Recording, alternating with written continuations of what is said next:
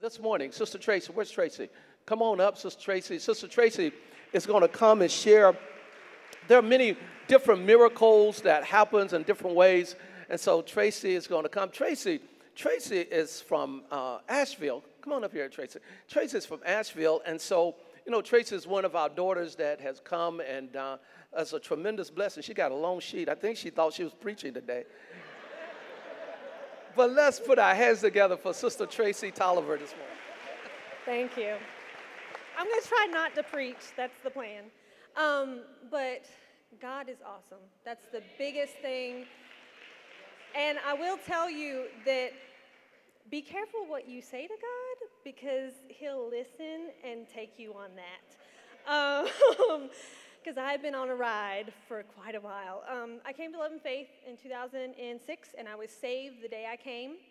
I was baptized a little bit after that, and I was filled with the Spirit in 2007. And in the beginning of 2008, when I came here, I was actually in a sorority, a line sorority, and Pastor was preaching like he has been now, just about sororities and fraternities and how we need to come out of that. And I felt like God was just touching my heart to do that, but I didn't want to do something because Pastor said. So I went home, I prayed about it. I felt like I wasn't really getting an answer. And I thought, you know what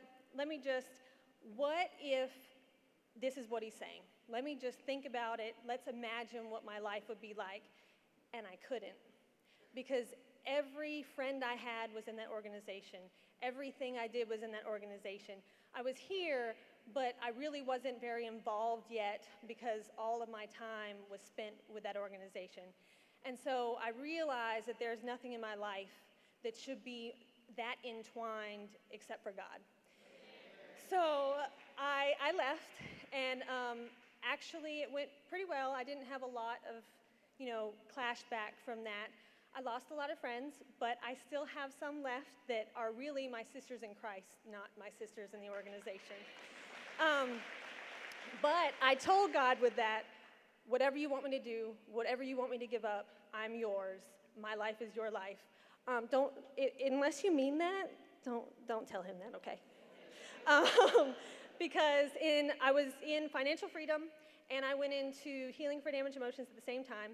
In 2008, I found out that my job was reorganizing and my position was going away. And there was another position that I could apply for, but someone else was too. And when I went to the interview, walking there, God said to me, I'm doing this. He said, your job is not reorganizing, I am. So just hold on. I knew that I needed to get a new apartment because I couldn't afford the one I was in. So I moved into a new apartment on a Saturday. On Sunday, they let me know that I was being laid off. They gave me a 2-week notice of my layoff, so I was able to tie up loose ends. They even gave me a going-away lunch. Right, exactly. They did not just walk me out the door. I was more of a blessing to them in that. I mean, people were checking on me to make sure I wasn't going crazy because I wasn't reacting and I wasn't upset because I knew God had me. And they were like, exactly. My friend's mom actually said, you need to check on her. I think she's in shock. And I was like, no, I'm not. I got this. But I had created a sheet for myself, a budget sheet for when I was in financial freedom from their budget sheet. And I could see in Excel what I brought in each week, what should I bring in. So at the beginning, I could see what my in balance was. Every single month, my in balance was in the negative to at least $100 or more. And at the end of the month, every single month, it was either even or above. Every month. I was unemployed for 8 months. And actually, when I got a new job, I was so excited. I was like, I got a job. And people were like, what do you mean you got a job? You were laid off for 8 months? What? Because I didn't walk around like I had issues. I was just living my life. But I've been through. Things have happened. One job actually posted my job while I was still in the position. God showed me it so I could apply for another job. Then when they hired someone, they actually told me that they couldn't have both people, so they had to let me go. They let me go on a Friday. On Monday, I had a call with a job interview. God just kept opening the doors. And I'll skip some things because there's too much to talk about. But I got a job in the current department store that I work in now, seasonal. And then I went to cosmetics part-time, and God held me through that. And they were going to add an additional part-time position, but my manager lobbied for me to have a full-time position instead. So they made me full-time. Exactly. And I had fun and I enjoyed it, but I knew that wasn't the end. And there was a guy who worked with me at that store, and from the day I came in that door, he said, "You're intelligent, you're smart, you went to college." He said, "What are you doing? You need to keep going." Like, he kept pushing me and pushing me and pushing me. He wouldn't let me stop. He's like, what are you applying for? What are you doing?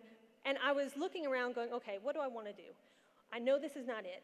And I saw this visual merchandiser running around fixing mannequins, putting things together, and I was like, oh, that would be fun. I want to do that. So I actually applied for a management position at another store, but I didn't have the I wasn't experienced. So actually the part-time person at our store got that. I applied for another job in a full-time in our company in another store. I went to the interview in Raleigh. After my interview, he told me he had already offered the job to somebody else after I've driven to Raleigh for the interview. These doors kept closing, and I was like, okay, God, what do you want me to do? And the manager at my current store said, take the part-time job. I will train you. I will teach you what I know. I will help you get where you want to be. You can do this. And with my company, I can't be in two positions at once.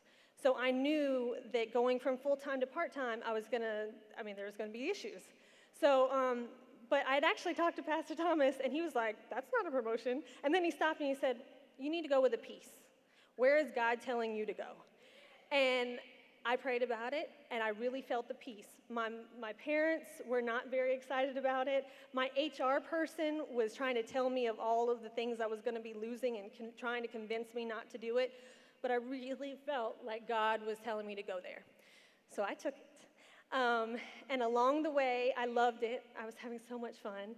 And I struggled for a little bit, but I actually moved into a new apartment, and they told me, why don't you apply here? We have some things opening up sometimes. So I got a second job at my apartment complex. God worked that out for me. And then I've been trying to, I want to do full-time. And so there was a position that came open that I thought I had. I mean, the interview was not an interview. He was basically asking me questions like, do you have any questions for me, this and that. He didn't even ask me any interview questions. I thought I had it. But when I went to the store on my own just to kind of check it out, there was no peace there. I was pretty sure that wasn't it. And it happened that it fell through. And then another position, the same thing didn't work out. So about January of this year, when we started the fast, I was like, okay, God. I had resigned to the fact that I was going to have to go out of state to have a full-time position in my company. And I was like, okay, that's fine. You just show me where to go. I found one in California. I thought, that's it. It was perfect. It was great. Oh, yeah. The next day, the position was not on the website anymore. It disappeared like that. I was like, okay, all right, God. So what am I doing? So a position opened up here that was what they did, some reorganization in our company again. And what was a management position in the smaller stores turned into a lead entry-level position. And I was like, okay, God, what about this one? I didn't want to apply for it. I was during the fast, I was praying. I was like, Lord, I would have the whole store to myself. Am I ready for this move? Like, I was thinking full-time, helping somebody, not like doing everything by myself. And I really felt like, okay, let me just apply. If you don't want me to have this, please don't give it to me, God. And I had an interview, and it was, yeah, exactly. Have we all said that before? I had an interview. It was the worst interview I've ever had in my entire life. I wasn't confident. I couldn't give any examples of my work. She was giving me examples of things that I had done. I mean, terrible. And afterwards, I was like, okay, God, if you give this to me, this has nothing to do with me, because there is no way that I got that job by myself. And I went to see the store on my own just to check it out, and the grace was there. I mean, I could feel it in the place. Everyone was welcoming and comforting. I mean, it was just, I knew. I was like, okay, all right, I see. I don't need to be nervous anymore. So I had another interview with the manager. I was the top two people, one of the top two. That interview went great. Literally, we talked for an hour just talking. The next morning at 9 a.m., I had an offer. Not only did I have an offer, but I had actually started, my current pay was right at the starting. So the manager, my director, and my HR person that told me before, I don't know about this, all fought for me to get more. So I got what I needed. And God is just amazing. And through the fast, Pastor was talking about how when you're young, God has revealed to you, he feels like God reveals everything to you when you're young as far as your assignment. And I never felt like I knew what I was supposed to do with my life. I thought I was going to be, I told my mom I wanted to be a cheerleader and a waitress, and I never did either. So I didn't really know what I was supposed to do. And I was in my new store, which I've been there a month. It's fantastic, but it's great. But I was in my new store, looking around, checking out the stock rooms, mannequins and stuff. And there's some mannequins in those stock rooms that are old, that have painted faces and wigs and stuff. If you walked in there in the dark, you might scare yourself. I mean, they're really freaky. And I showed one of the department managers the mannequin. He said, "That reminds me of that movie Mannequin from the 80s. And I was like, I had a flashback instantly. God showed me when I was 8 years old. I remember watching that movie and thinking, wow, that would be fun to do. I'd love to work with them and like fix the mannequins and make things pretty. That would be fun. Completely forgot about it. Never remembered. 25 years later, he rerouted my life to get me back where he wanted me to be. Amazing. But in closing, the scripture that really held me together the whole time and really helped me was Proverbs 3:5-10. Trust in the Lord with all your heart and lean not into your own understanding. In all your ways acknowledge him and he shall direct your path. But we forget, do not be wise in your own eyes. Fear the Lord and depart from evil. It will be health to your flesh and strength to your bones. Honor the Lord with your possessions and with the first fruits of all your increase. So your barns will be filled with plenty and your vats will overflow with wine, new wine. Throughout the whole process, I tithed on every single thing that came in. I even have 2 organizations that I donate to on a monthly basis that I did not stop during the whole process. And God, I'm telling you, if I wasn't tithing, there is no way that my finances would have worked out the way they did. It's just not possible.